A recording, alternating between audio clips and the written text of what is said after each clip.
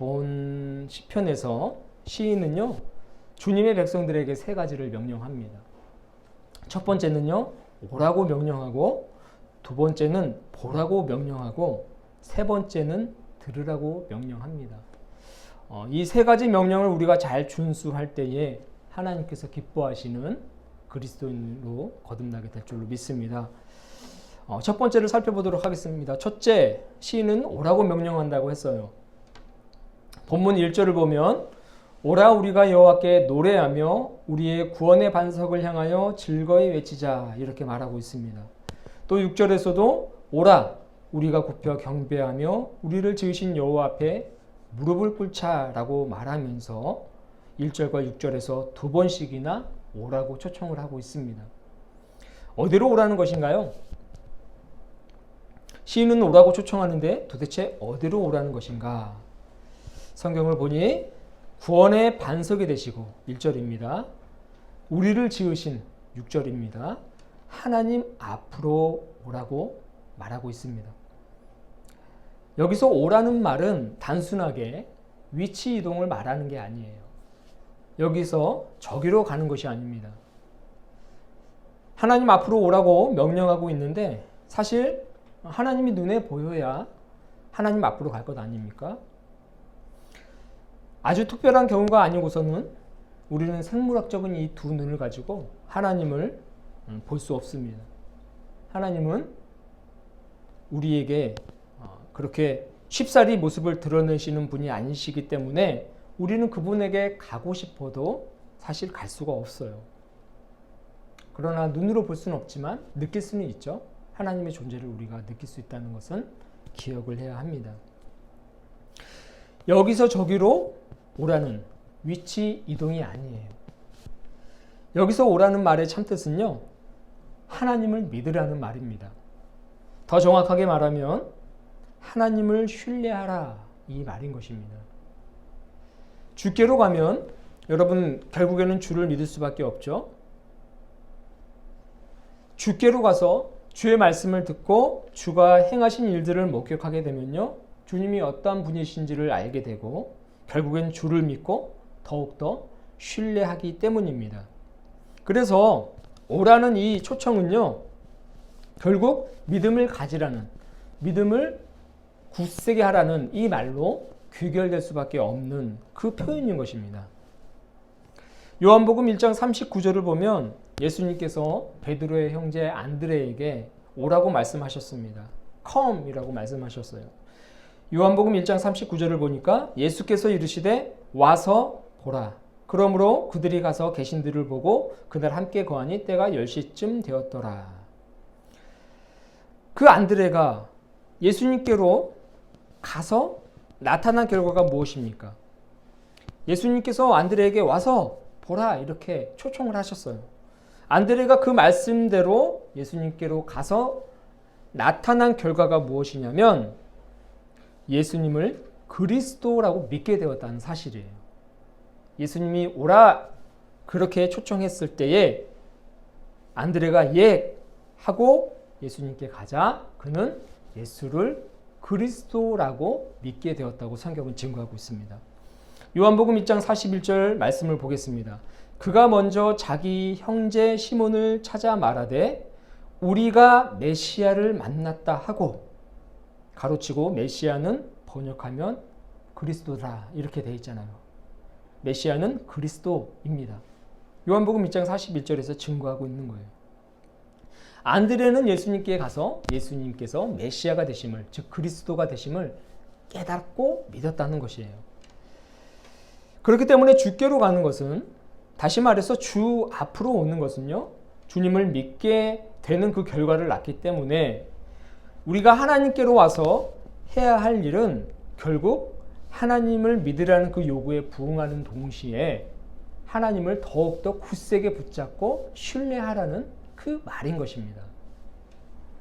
그런데 여러분 여기서 중요한 사실이 하나 있는데 우리가 믿음을 소유하려고 할 때, 하나님을 믿으려고 할 때 절대 잊지 말아야 할 것이 있습니다. 그것은 이것인데 믿을만 해서 믿는 것이 아니다. 믿으니까 믿어지는 것이다. 이 한 문장을 기억해야 된다는 것입니다. 믿을만 해서 믿는 것이 아니라 믿으니까 믿어지는 것이다. 이 문장을 붙들어야 되는 거예요. 이러한 의미에서 믿음은 권유가 아니에요. 부탁이 아니고 명령입니다. 믿어주세요. 이 말이 아니라 믿어라입니다. 믿을만 해서 믿는 것이 아니다. 믿으니까 믿는 것이다. 그러니 믿어라 이것입니다.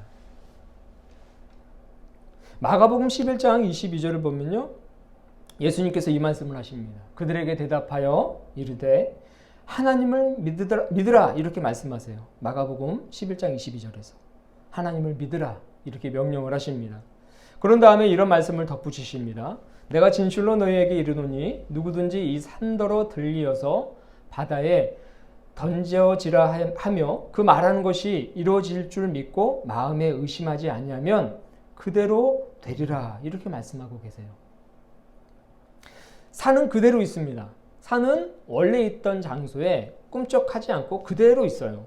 그런데 이 산이 마치 공중부양하듯이 바다 한가운데로 옮겨질 것이다.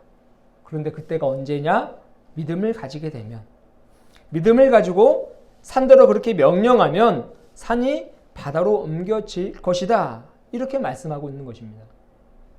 그런데 우리가 한 가지 짚고 넘어가야 될 것.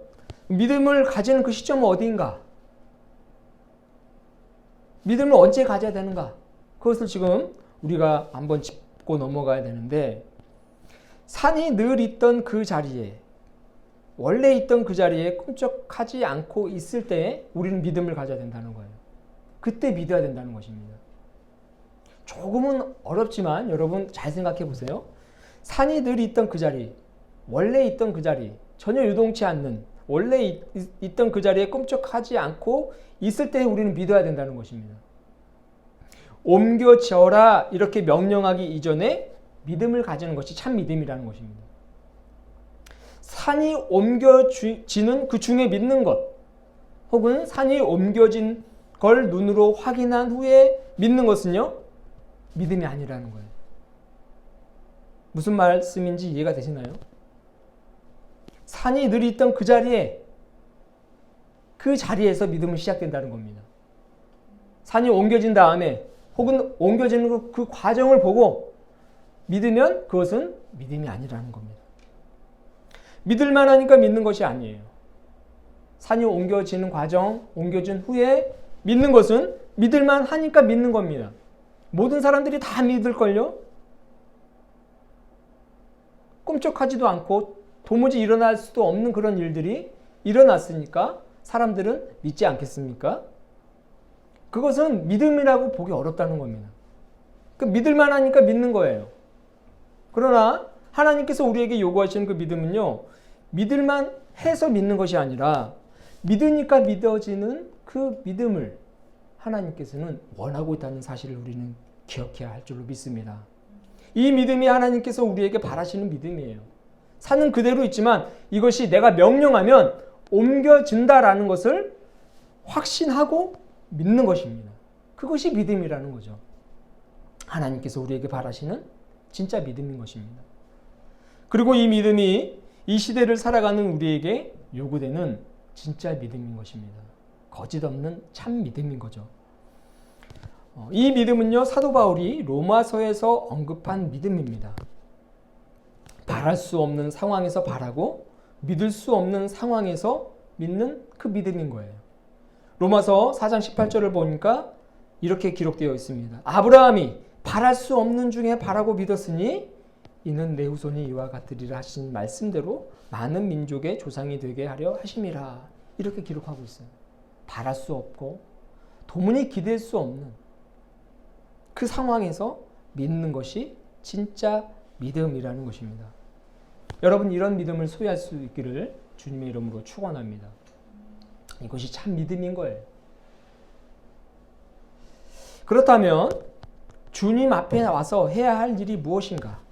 주님을 제대로 믿은 다음에 해야 할 일은 무엇인가? 시인은 주님께 와서 주를 찬양하고 주를 경배하고 주를 경외하라고 강력하게 권면하고 있습니다.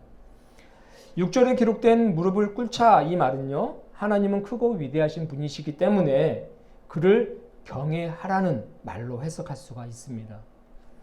역대상 16장 29절에서는 여호와의 이름에 합당한 영광을 그에게 돌릴지어다. 제물을 들고 그 앞에 들어갈지어다. 아름답고 거룩한 곳으로 여호와께 경배할지어다. 이렇게 말하면서 하나님은 찬양받기에 합당하신 분이라고 선포를 합니다.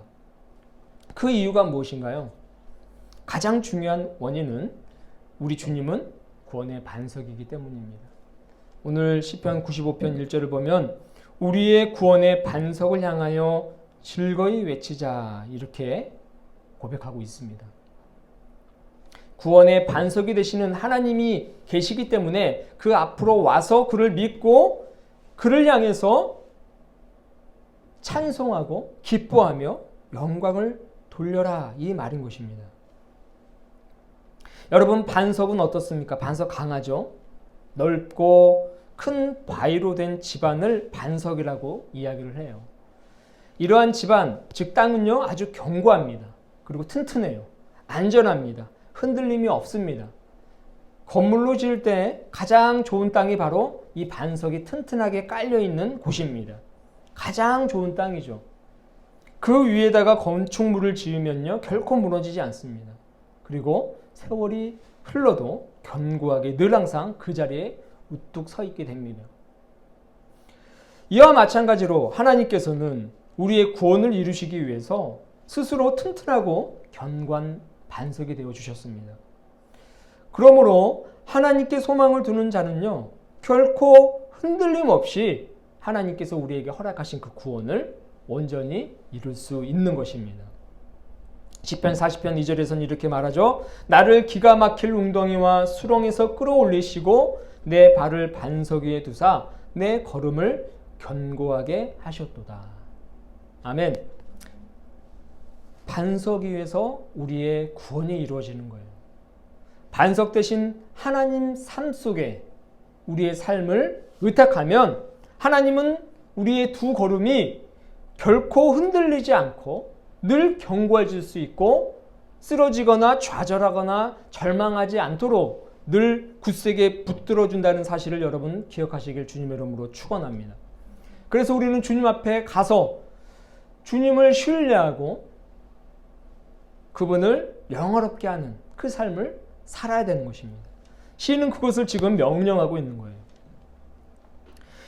두 번째로 시인은요, 보라고 명령합니다. 본문 3절에서 5절을 보면 여호와는 크신 하나님이시요 모든 신들보다 크신 왕이시기 때문이로다. 4절은 땅의 깊은 곳이 그의 손안에 있으며 산들의 높은 곳도 그의 것이로다.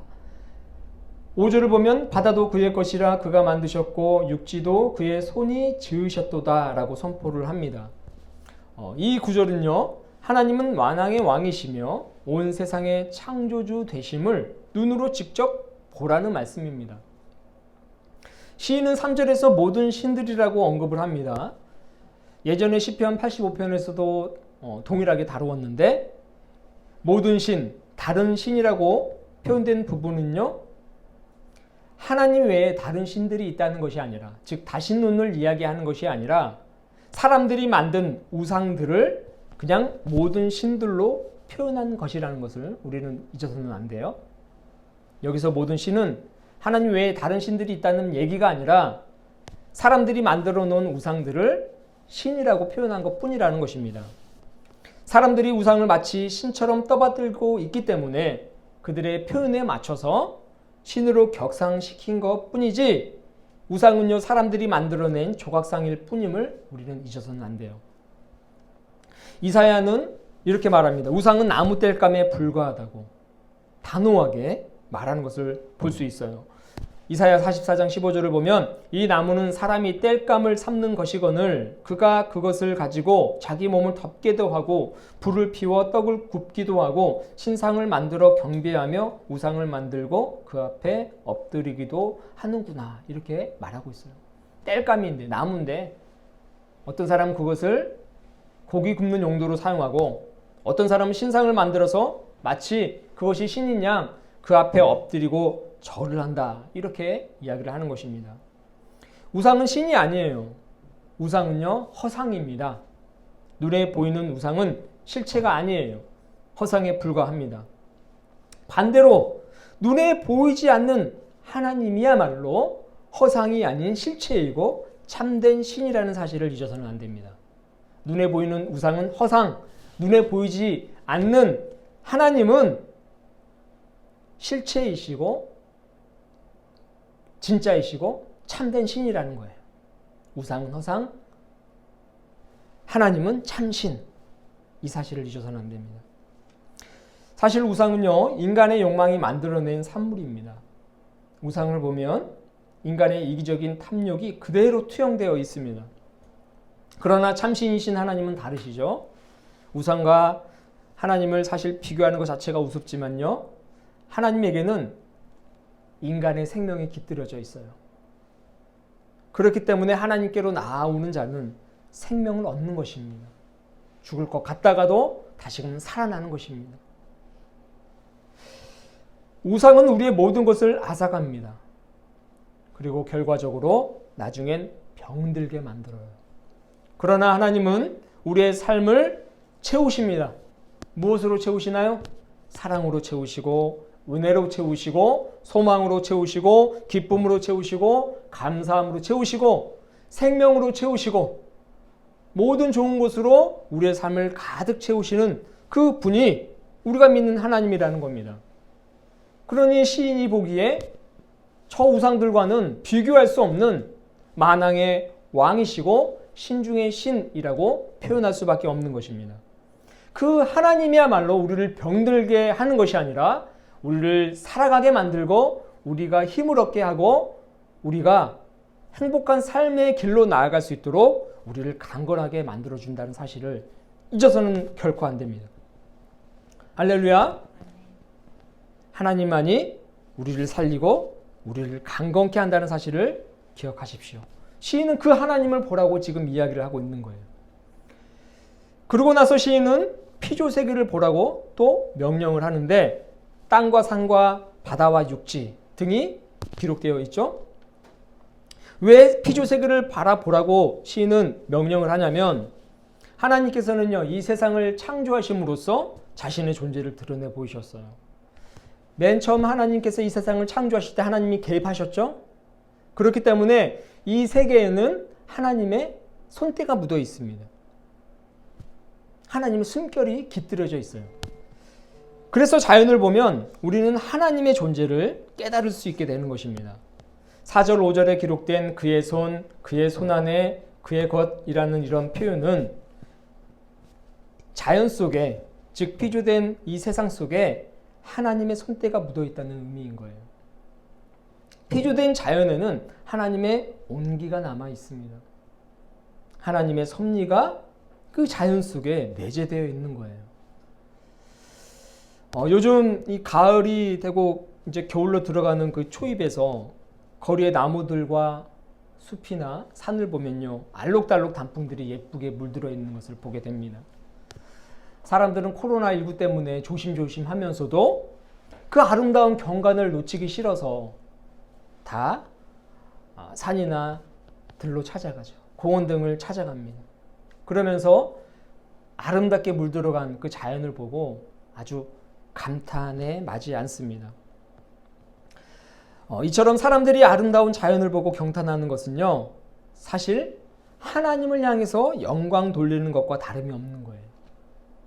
자연을 보고 감탄하는 것은 사실상 그 자연을 만드신 하나님의 그 놀라운 솜씨에 경탄하고 그 하나님께 찬사를 올리는 것과 다름없다는 거예요. 사람들이 육체적인 눈을 가지고 이 자연의 아름다움을 찬사하고 있지만 사실 그들의 영혼은요, 누구를 보고 있는 거예요 지금? 하나님을 보고 있는 거죠. 하나님의 충만하신 영을 보고 영혼은 하나님께 영광을 돌리고 있는 것과 다름이 없다는 것입니다. 그래서 여러분, 자연을 찾아가는 것은요, 사실 하나님의 작품을 보려고 찾아가는 것이고요. 그 작품에 감탄하고 사진을 찍고 사람들과 함께 즐거워하는 것은요, 그 자연을 만드신 작가가 되시는 하나님께 찬사를 올리면서 하나님의 능력을 찬양하면서 피조물들끼리 함께 어우러지는 것과 다름이 없다는 것을 우리는 기억해야 됩니다. 그렇기 때문에 아름다운 자연을 보면서 우리는 하나님을 볼 수 있다는 것입니다.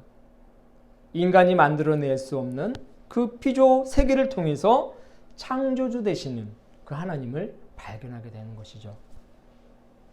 그래서 시인은 이 피조 세계를 바라봐라, 그렇게 지금 요구를 하고 있는 거예요. 뿐만 아니라 하나님께서 이스라엘 백성들을 기르시고 돌보시는 그 역사를 보는 것만으로도 하나님을 아버지라 부르지 않을 수가 없습니다. 오늘 이 시편의 배경이 되는 출애굽 그 예만 들어도요, 사람들은 하나님께 영광을 돌릴 수밖에 없어요. 430년 동안 애굽의 종으로 신음하던 그 히브리 민족들, 그 민족들을 친히 찾아가셔서 그들을 구원해 주시고 그들의 주인이 되어 주시고 이스라엘이라는 그 이름도 주시고 그들의 삶을 책임지신다고 약속하신 것만도 매우 놀라운 사건인데, 그들의 왕이 되시고 그들의 아버지가 되어 주셨어요. 뿐만 아니라 온갖 이적과 기사로 수많은 위험으로부터 그들을 지켜주셨고, 광야 그 고된 40년의 생활을 늘 항상 먹이시고 입히시고 돌보시고 보호하신 분이 바로 하나님이신 것입니다. 그렇기 때문에 이처럼 찬양받기 합당하고 영광 받으시기에 충분하시는 그 하나님을 보고 느끼고 경험하는 그 삶을 살라고 시인은 지금 우리에게 요구하고 있는 것입니다. 사랑하는 여러분, 이 시인의 명령에 따라서 우리가 하나님을 바라볼 수 있게 되기를 주님의 이름으로 축원합니다. 이 아름다운 자연을 볼 때에 그 자연을 만드신 하나님을 바라볼 수 있기를 바라요. 그리고 자연의 그 아름다움을 박수치며 찬사하는 것이 아니라 그 자연이 아름다울 수밖에 없도록 역사하시는 그 하나님께 영광 돌리고 하나님께 경탄에 맞지 않는 그런 이 가을날이 될 수 있기를 주님의 이름으로 축원합니다. 또한 우리의 삶을 하나님께서 역사하신다고 하셨죠. 우리의 삶을 역사하시는 그 하나님의 그 은혜를 기억하시고 하나님을 늘 바라볼 수 있게 되기를 주님의 이름으로 축원합니다. 하나님을 보는 자에게는 은혜의 문이 열릴 줄로 믿습니다. 마지막으로 세 번째, 시인은요 들으라고 명령합니다. 본문 7절을 보면 그는 우리의 하나님이시요 우리는 그가 기르시는 백성이며 그의 손이 돌보시는 양이기 때문이라. 너희가 오늘 그의 음성을 듣거든 이라고 7절에 기록이 되어 있는데, 너희가 오늘 그 음성을 듣거든 이라고 기록된 부분을 새 번역본으로 보면요, 오늘 너희는 그의 음성을 들어보아라 라고 번역되는 것을 보게 됩니다. 메시지 성경에서는 모든 것을 내려놓고 그분 말씀에 귀를 기울여라 이렇게 번역을 했어요. 왜냐하면 하나님의 백성이요, 우리는 하나님께서 돌보시는 양들이기 때문에 그분의 말씀에, 즉 그분의 음성에 귀를 기울여야만 하는 것입니다. 시인은 8절에서 너희는 무리바에서와 같이 또 광야의 마사에서 지냈던 날과 같이 너희 마음을 완악하게 하지 말지어다라고 말하는데, 무리바와 마사는 동의어입니다. 시험하다, 투쟁하다 이런 뜻을 가지고 있어요. 출애굽기 17장에서 나온 구절인데요. 7절을 보면 그가 그곳 이름을 마사 또는 무리바라 불렀으니 이는 이스라엘 자손이 다투었으며 또는 그들이 여호와를 시험하여 이르기를 여호와께서 우리 중에 계신가 안 계신가 하였음이더라 이렇게 기록이 되어 있습니다. 하나님의 도우심으로, 하나님의 긍휼하심으로 애굽에 430년 동안 노예였던 그 백성들이 출애굽합니다. 그런데 출애굽해서 이스라엘 백성들이 광야의 르비딤에 이르렀을 때에 마실 물이 없게 돼요. 지독한 갈증을 느낀 이 백성들이 모세와 다투었다고 성경은 기록하고 있습니다. 그리고 거기에서 그치지 않고 모세를 원망하면서 왜 우리를 애굽에서 구출해서 하필 이 광야에서 우리를 죽게 만드느냐라고 그렇게 원망해요. 그리고 하나님을 시험했습니다. 출애굽기 17장 2절 3절을 봅니다. 백성이 모세와 다투어 이르되 우리에게 물을 주어 마시게 하라. 모세가 그들에게 이르되 너희가 어찌하여 나와 다투느냐 너희가 어찌하여 여호와를 시험하느냐. 거기서 백성이 목이 말라 물을 찾으매 그들이 모세에게 대하여 원망하여 이르되 당신이 어찌하여 우리를 애굽에서 인도해 내어서 우리와 우리 자녀와 우리 가축이 목말라 죽게 하느냐. 이렇게 기록되어 있습니다. 왜 하나님을 시험하고 하나님과 투쟁하는 것입니까? 하나님의 말씀을 듣지 않기 때문입니다. 하나님은 분명히 말씀하셨는데 하나님의 말씀을 듣지 않으니 그분의 그 큰 계획을 알 수가 없는 것입니다. 그들을 애굽에서 인도해 내어서 가나안 땅에 이르게 하시려는 그 하나님의 큰 계획을 그들이 알 수가 없는 거예요. 하나님의 말씀을 귀담아 듣지 않기 때문에. 그렇기 때문에 조금만 어려움이 닥치면 하나님을 원망하는 겁니다. 왜 우리를 애굽의 그 편한 그 노예였을 그 당시 건들지 말고 그대로 내버려 두지 왜 우리를 굳이 끄집어내서 이 광야에서 힘들게 고생만 하다가 죽게 만드느냐. 이렇게 하나님을 원망하고 하나님께 투정 부린다는 거예요. 하나님 말씀을 듣지 않기 때문에. 하나님께서는 말씀으로 그 놀라운 계획을, 구원 계획을 모세를 통해 분명히 언급하셨거든요. 근데 이스라엘 백성들은 그 말씀을 듣지 않았어요. 오늘 본문 7절 이하를 메시지 성경으로 보면 이렇습니다. 쓰디 쓴 반역의 때처럼 광야 시험의 그날처럼 못 들은 채 하지 마라.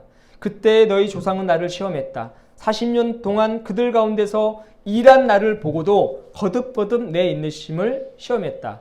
나는 진노했다. 더 이상 참을 수 없었다. 저들은 단 5분도 하나님인 나에게 마음을 둘 수 없단 말인가? 저들은 내 길로 가지 않기로 작정한 것인가? 내가 노하여 폭탄 선언을 했다. 저들은 목적지에 이르지 못할 것이다. 정착하여 안식하지 못할 것이다. 유진 피터슨 목사님은 단 5분도 하나님께 마음을 두지 않는다고 말합니다. 이스라엘 백성들은요, 하나님의 말씀을 단 5분도 집중하지 못하는 그런 어리석은 백성들이라는 것입니다. 물론 오늘 시편 95편의 청중들, 이 시편을 듣는 청중들은요, 출애굽 1세대가 아니에요. 광야에서 40년 동안 머물렀던 그 출애굽 1세대가 아니라 그들의 후손들입니다.